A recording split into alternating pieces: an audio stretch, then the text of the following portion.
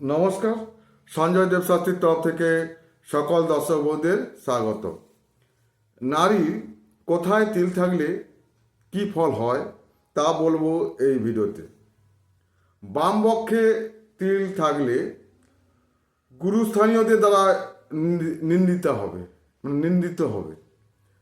মধুবর্ণ হলে বৃথা পরিশ্রম করেন, আর কৃষ্ণবর্ণ হলে উগ্রা, ধনহীনা ও হতভাগিনী হবে। অশুভ গ্রহ চন্দ্র মঙ্গল। যদি বাম পক্ষে তিল থাকলে গুরুস্থানীয়দের দ্বারা নিন্দিত হবে।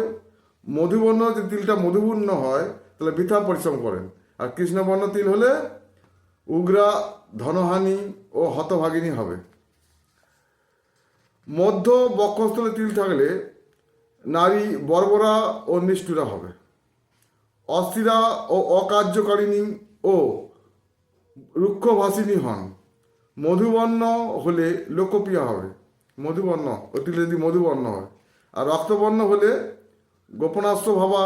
কৃষ্ণবর্ণ হলে অকার্যকারিণী, আর বিয়োধ হলে সৌভাগ্যবতী, অলস্যপ্রিয়া, বুদ্ধিহীনা ও স্বেচ্ছাচারিণী হয়।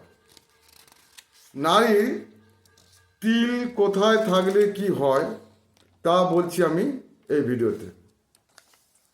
নারীর লোলাটে মানে গলায়, লোলাটে, মুখমণ্ডলে, জিহার প্রান্তে, নাসাতে, ঘাড়ে, মেরুদণ্ডে, বক্ষস্থলে, বাহুর ও আঙ্গুলে অনেক তিল থাকলে তিনি বিবেকবতী ও প্রজ্ঞাবতী হয়।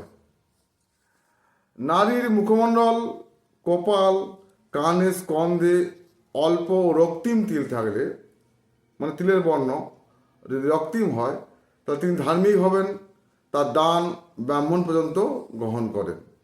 নারীর বদনে মানে মুখমণ্ডলে, মানে নারীর বদনে, কর্ণে, নয়নে, ভ্রুতে, অধরে, গলদেশে, পৃষ্ঠে, ত্বকের বিভিন্ন স্থানে, পদতলে কুৎসিত আকারযুক্ত তিল থাকলে তিনি অসৎ কাজ করে আনন্দ পান।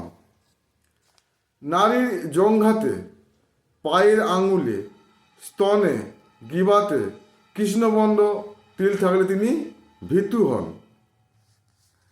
নারীর দু স্তনে, চিবুকে, জঙ্ঘাতে, যোনিদেশে কৃষ্ণবর্ণ বড় তিল থাকলে তিনি ভীষণ কামুকী হন। তা নারী কোথায় তিল থাকলে কি হয় তা বললাম। চ্যানেলটি সাবস্ক্রাইব করবেন। সবাই ভালো থাকবেন। নমস্কার।